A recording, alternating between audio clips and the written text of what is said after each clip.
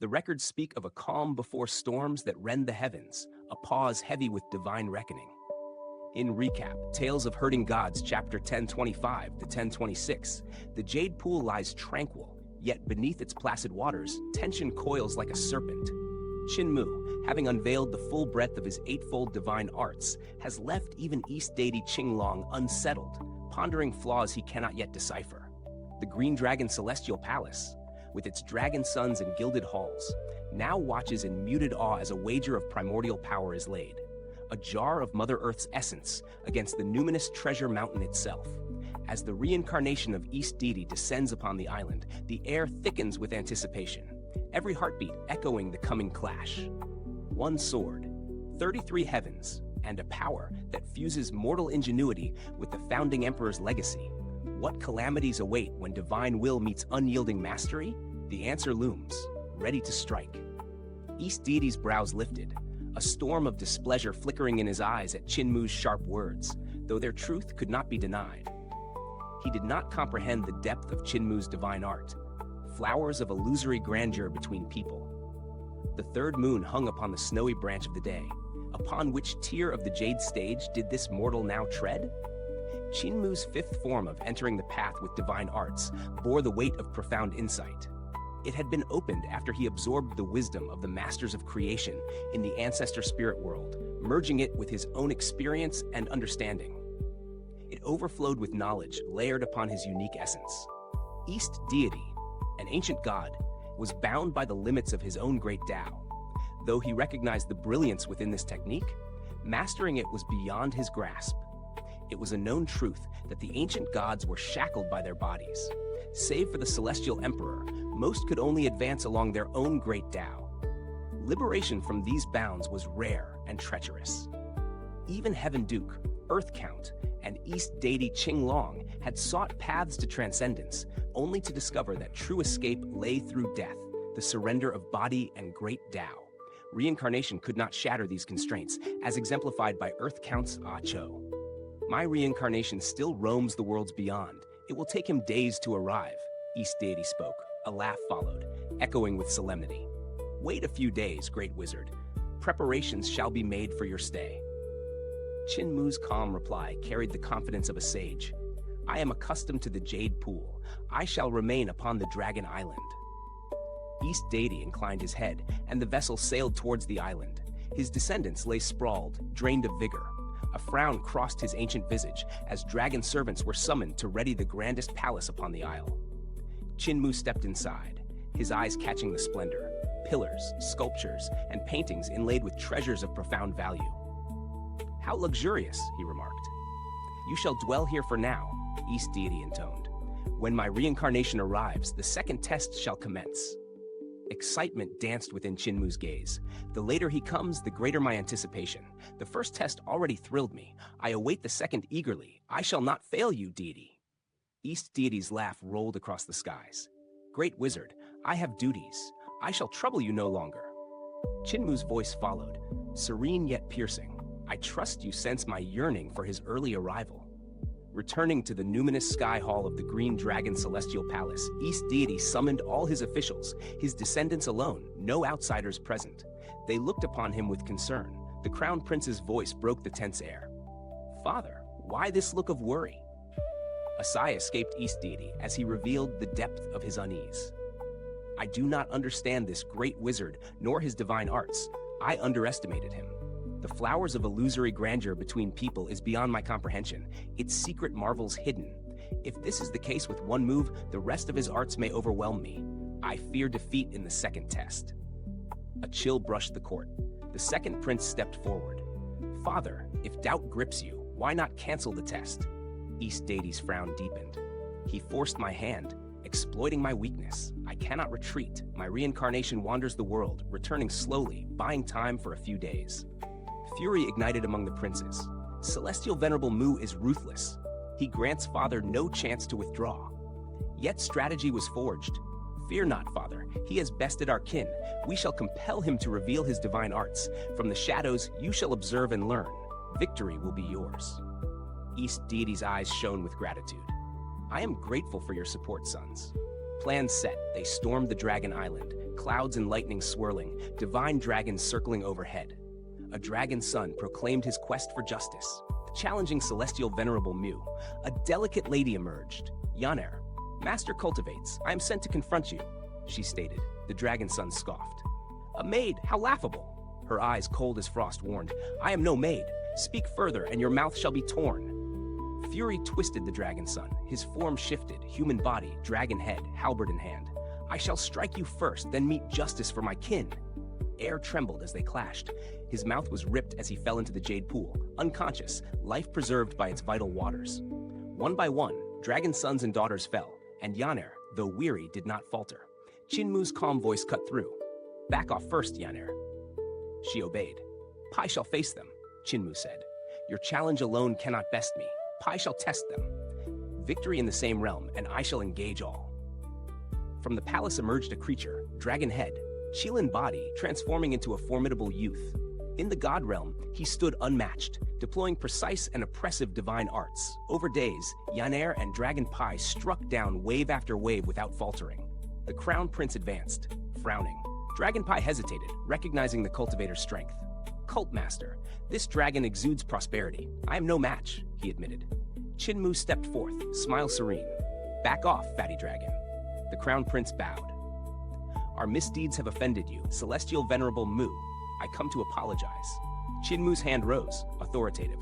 Enough words. I wield 8 moves in entering the path with divine arts. Receive them, and past grievances shall end. Delighted, the crown prince acquiesced.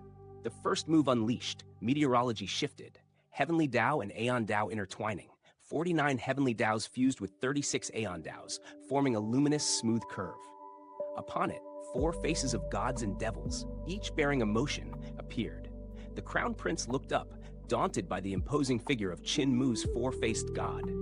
He raised his cultivation to block the mudra, struggling in the same realm. The chaos within his body threatened, and he was forced to extend his magic to the Jade Pool realm to stabilize.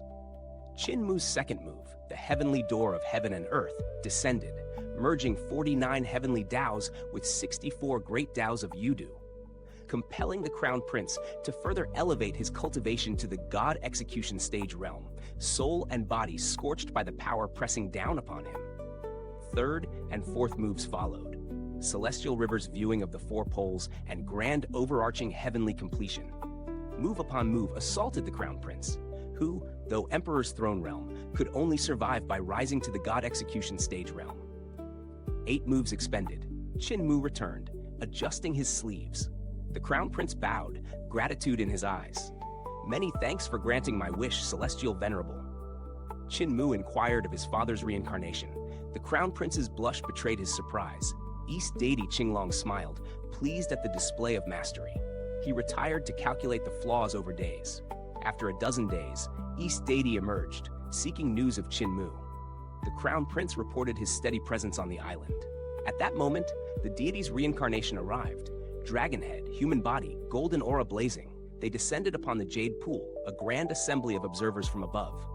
Upon landing, East Deity's reincarnation bowed. Forgive the delay, great wizard. Qin Mu's smile was serene, yet sharp.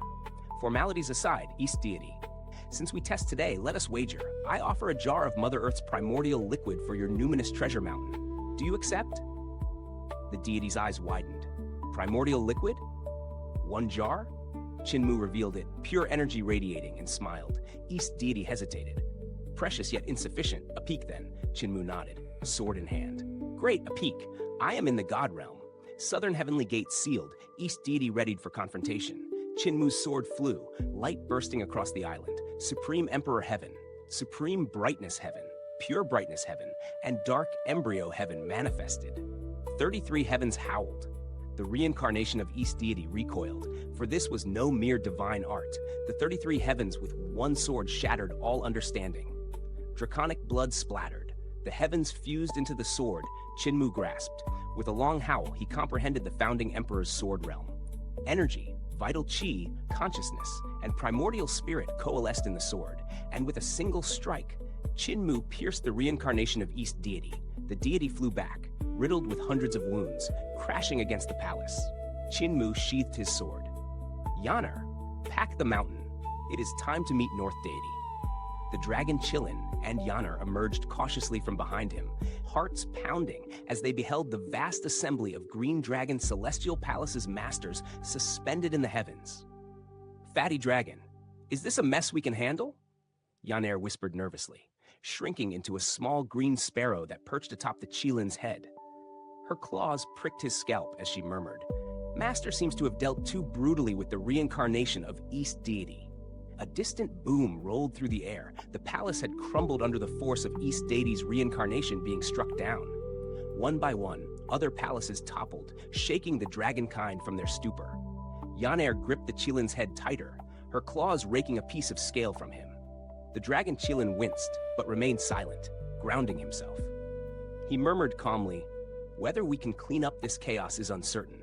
Yet East Deity sought to use Cult Master's visit and name to cement his power.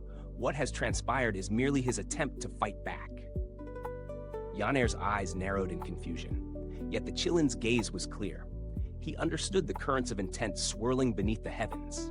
East Deity sought to subdue the name of Celestial Venerable Mu, summoning the majority of dragons in his palace. If his aim had been only to test Qin Mu, the Grand Assembly would have been unnecessary. His motives were as intricate as jade threads weaving a tapestry. He sought to exploit Qin Mu's title to fortify his dominion.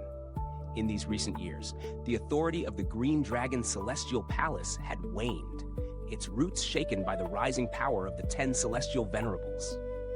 Even the Celestial Emperor's name no longer carried unquestioned weight. The Venerables acted in freedom, raiding and annihilating as they pleased.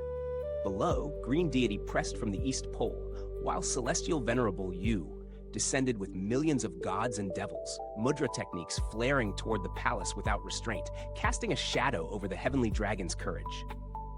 East Deity, a figure of ancient power, needed to revive his forces' morale. Victory over Qin Mu would reveal the balance of power within their coalition.